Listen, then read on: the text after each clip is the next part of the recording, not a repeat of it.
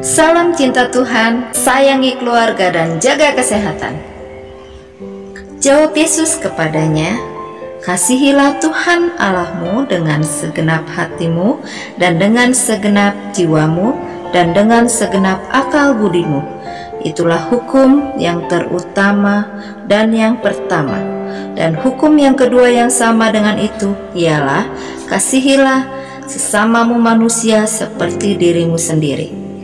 Injil Matius pasal 22 ayat 37 sampai 39.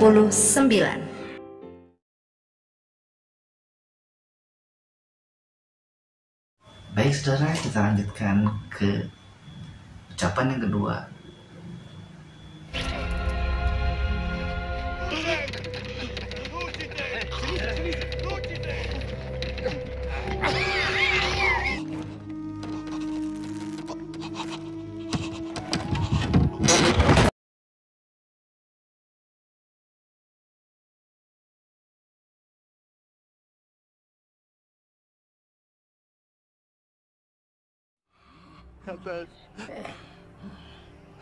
وبعد هالمشبات هن تشبت عني انساتك به اشعل عن انت تقول لي أدني بسم نادي تيتا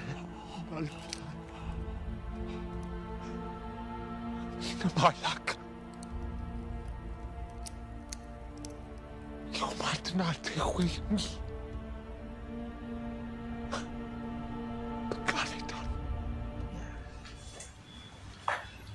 Kata Yesus kepadanya, aku berkata kepadamu, sesungguhnya hari ini juga engkau akan ada bersama-sama dengan aku dalam Firdaus.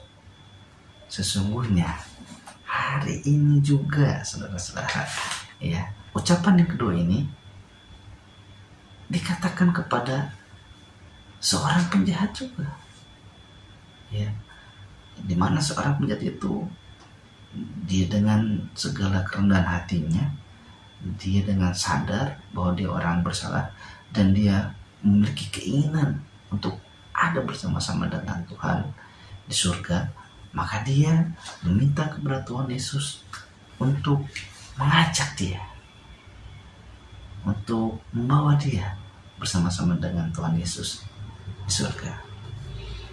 Ketika seorang bertobat sungguh-sungguh, Tuhan Yesus apakah menolak? Tidak. Ketika ada yang bertobat, saat itu juga, seperti firman Tuhan katakan, saat ini juga engkau bersama-sama dengan aku. Engkau bersama-sama dengan aku di Firdaus, di surga. Kalau terjemahan bahasa Inggris itu ada yang menerjemahkan di paradis, katanya. Ya, di surga lah. Surga yang bagaimana? Itu bagaimana? Lihat di kitab Wahyu, surga itu seperti apa. Ya, sering baca kitab, saudara. Jadi imannya tambah kuat, imunnya juga jadi kuat. Ya, aku berkata kepadamu, kata Tuhan Yesus, ya, sesungguhnya. Nah, ini kan berkaitan dengan janji. Janji-janji kita itu janji palsu. Apalagi sekarang udah mau jelang-jelang pemilihan begini, ya, pasti banyak janji yang palsu biasanya. Ya, tidak usah dibahas, ya. Tetapi kita mau bahas janji Allah yang benar-benar sungguh-sungguh, janji yang pasti. Di dalam perkataan yang kedua ini, di atas kayu salib ini, Tuhan Yesus berkata, sesungguhnya hari ini juga, sesungguhnya saat ini juga, gitu. Janji Tuhan itu pasti. Nah, saudara, kalau kita lihat di ayat 39 tadi, ya, seorang dari penjahat yang digantung itu menghujat dia, kan? Ada yang menghujat dia, nggak percaya, ya. Tapi kalau kita lihat, saudara, bagaimanakah kita harusnya merespon nih ketika Tuhan Yesus menawarkan keselamatan kepada kita? Tuhan katakan hari ini, saat ini juga. Jangan keraskan hati seperti penjahat yang satunya ini. Saudara, saat ini juga bagi Anda yang sedang menonton tayangan ini, saudara, buka hatimu dan biarkan Roh Kudus bekerja dalam hati saudara. Biarkan Roh Kudus menyentuh hati Anda dan memberikan kesadaran bahwa Anda adalah orang berdosa. Jika Anda disentuh Roh Kudus saat ini dan menyadari bahwa Anda adalah orang yang berdosa, datang dengan pertobatan yang sungguh-sungguh. Tinggalkan dosa-dosamu dan mulai katakan, Tuhan Yesus, ampuni dosa, masuk dalam hatiku. Engkaulah Tuhanku dan Juru Selamatku. Saudara, terima keselamatan ini sekarang juga, agar surga itu, agar tempat yang Anda impikan bersama Allah itu sekarang ini betul-betul terjadi dalam kehidupan Anda.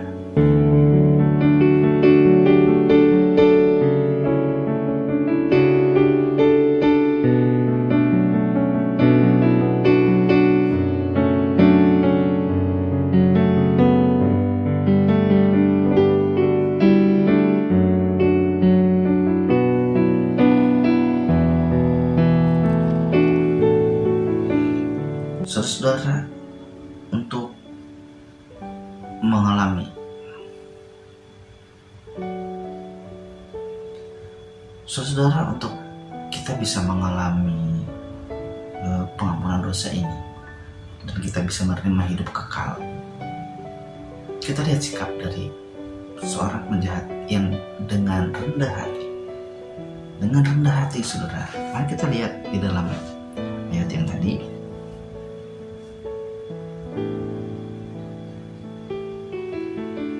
Kita memang selayaknya dihukum, sebab kita menerima balasan yang setimpal dengan perbuatan kita.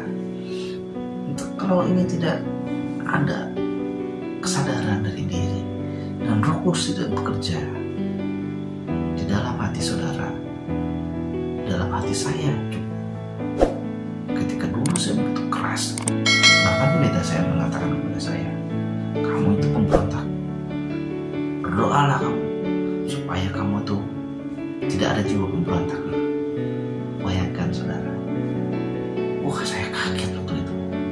Saya pemberontak kayak apa gitu. Terus lagi, kamu itu kalau jadi tentara udah mati kamu ditembak, kamu terus tiarap, jangan berdiri terus. Saya nggak ngerti saudara waktu itu. Seperti yang Tuhan Yesus bilang itu ucapan pertamanya di atas kayu salib. Mereka tidak tahu apa yang mereka perbuat. Itu yang terjadi saudara. Karena saya tidak tahu apa yang saya perbuat, dan sebetulnya saya tinggal dengan rendah hati saja datang kepada Tuhan, minta ampun sama Tuhan, bertobat dengan sungguh-sungguh, terima Tuhan Yesus, terima hidup kekal. Sudah. Tapi itulah saya waktu itu. Seperti penjahat ini malah ngeledehkan. Tetapi yang satunya ini dengan rendah hati, biarkan Roh Kudus bekerja dalam hatinya, sehingga dia mau menyadari bahwa dia orang yang berdosa. Dia juga memberitahu temannya, kamu gak nyadar, kamu sama saya itu penjahat, wajar dihukum. Tetapi Tuhan Yesus tidak ada celah-celah, karena bisa jadi orang itu mendengar dan tahu bahwa Tuhan Yesus memang tidak ada celah-celahnya. Dan semua saya rasa saat itu di zaman Tuhan Yesus hidup, bahkan ketika masih bayi lahir sampai saat itu, sampai disalibkan, banyak orang yang pasti dengan matanya melihat, mungkin gak ada nakal-nakalnya. Kalau waktu kecilnya ya tidak pernah dia berdosa, entah dia main judi, main kartu misalnya, atau dia minum mabuk-mabukan, enggak. Dan saat itu di sana anggur hanya diminum dengan sewajarnya. Kalaupun di pesta ada yang sampai mabuk, itu pun ternyata juga tidak baik. Saudara bisa baca di Alkitab.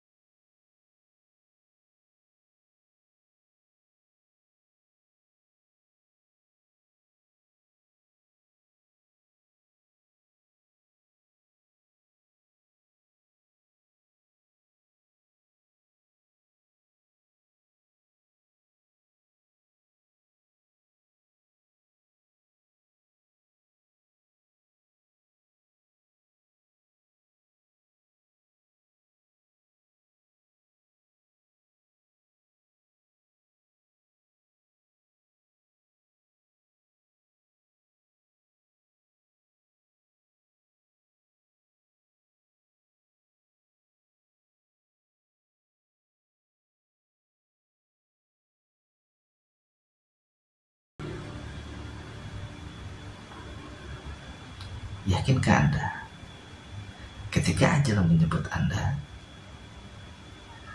bahwa Anda akan bersama-sama dengan Yesus dan hidup kekal di surga? Silahkan saudara jawab sendiri.